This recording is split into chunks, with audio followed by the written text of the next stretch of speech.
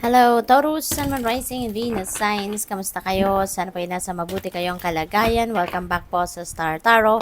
At kung bago po kayo rito, welcome din po kayo. Please subscribe, like, share my videos, and leave me a comment po kung naka-resonate kayo. Thank you. So first message po ni Taurus ay number 6, we have material and spiritual prosperity. So napakaswerte ninyo sa ngayon, napaka-blessed ninyo kasi there is prosperity coming your way. Both sa material na aspeto at sa spiritual na aspeto. So napakaganda, 'di ba? Sagana, no? Marami kayong realizations ngayon, magagandang realizations, magagandang um, plano siguro ang mag-aaray sa inyo rito at syempre no dahil siguro meron na kayong means no meron kayong material na na bagay, resources no na magagamit para dito sa mga planong ito. So congrats. So what else? We have recognition and reward. Ayan. So probably no nandito manggagaling. Ito yung magiging source ng material na prosperity na to dahil you will be rewarded no. At maaring yung reward na to is financial reward na maaring galing sa trabaho ninyo, uh, galing sa career ninyo, no? Or negosyo, pa pwedeng ganon. And ang maganda rin dito kasi yung effort, no? Yung effort na ginawa ninyo, binuhos ninyo rito, everything, no? Na pinut out ninyo dito sa bagay na to will be recognized, no? Yung commitment ninyo sa ginawa ninyo sa trabaho, kung trabaho ito, yung dedication ninyo, yung effort, everything, no? Na ginamit ninyo dito, na in-exert ninyo, na effort, yung lahat, that will be recognized, no? Marami na rin na makakakilala sa iyo, marami na din ng makaka-appreciate, no, sa inyo, sa ginawa ninyo, sa resulta, no, ng pinagtrabahuan ninyo. So what else? We have hope. Wow, napakaganda, no? Kasi when you are hoping for the best possible outcome, makakaasa talaga kayo na mayroong mga magagandang biyayang paparating. So, maaring ito yung talagang naging capital din ninyo, no? You are hoping for the best, no? Umasa kayo na magiging maayos ang lahat sa buhay ninyo. Umasa kayo na magiging maganda ang kakalagyan ng buhay ninyo, ng sitwasyon ninyo. At ito, no? So tignan niyo yung bunga, 'di ba? You will be rewarded, you will be recognized, hindi lang kayo kundi pati yung bunga ng pagsisikap ninyo will be recognized by many people at magkakaroon kayo ng kasaganaan, no, sa pera. Kaya ito yung parang bonus ninyo. Ito yung bunga ng inyong pagsisikap, pagtsatsagat lahat, no? Kaya you are blessed. So, tingnan natin ano pa mga messages ninyo. We have you are protected. Archangel Michael is here. You know, sabi dito, thank you, Michael, for surrounding me with your protective light. So, napaka-blessed talaga ninyo, Taurus. Kasi, hindi kayo pinapabayaan ng universe, hindi kayo pinapabayaan ng inyong mga angels. So, Archangel Michael is here, no?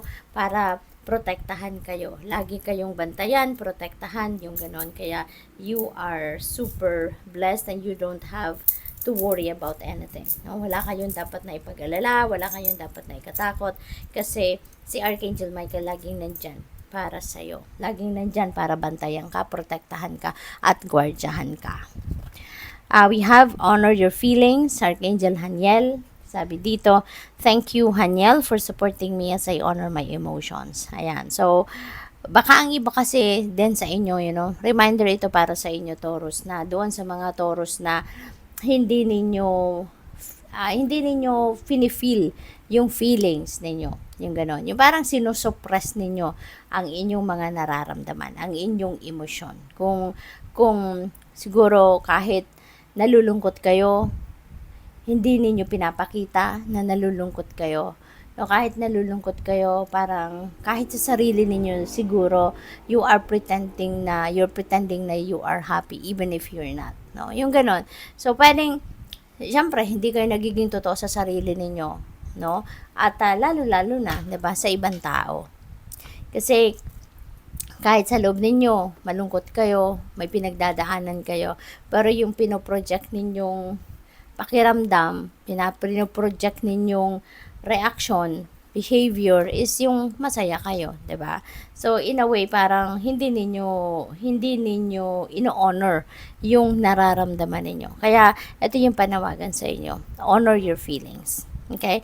Pakiramdam naman ninyo 'yan eh. Sa inyo naman 'yan eh. 'Di ba? Kaya i-embrace ninyo kung ano. Hindi masamang ramdamin natin kung ano man ang totoong nararamdaman natin. Hindi masamang ipakita natin kung ano ang totoong nararamdaman natin. That is being authentic to yourself. That's being honest, no? Sa kung ano man ang inyong nararamdaman, 'di ba? So, what else? We have spiritual support. Ayan, sabi dito, Dear angels, I allow you to support me as I grow to become more spiritually aware.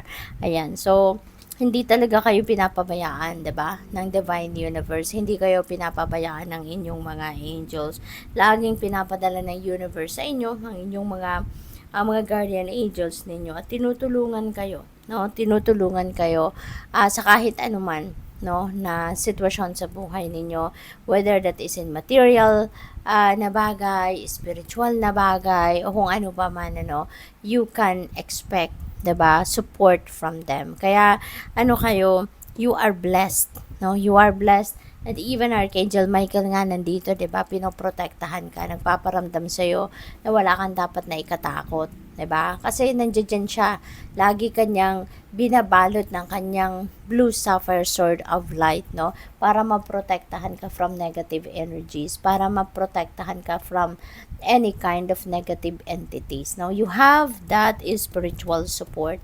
Lahat yung parang yung buong spiritual team ninyo, no, nagsasama-sama, nagtutulungan, 'di ba? They are working hand in hand to protect you, to guide you, to guard you, no, and to support you, 'di ba, sa lahat ng area of life. So you are so blessed. Good luck. Thank you for watching. Love and light. Namaste.